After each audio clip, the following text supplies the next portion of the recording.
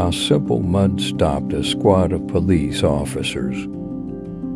In January 2023, environmentalists took action in the German village of Lützerath. More than 70 police officers were sent to monitor the action. When the action got out of control, the police were ordered to stop the action and disperse the participants.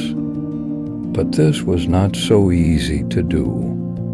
The usual mud bound the legs of the policemen, who were equipped with heavy armor and helmets.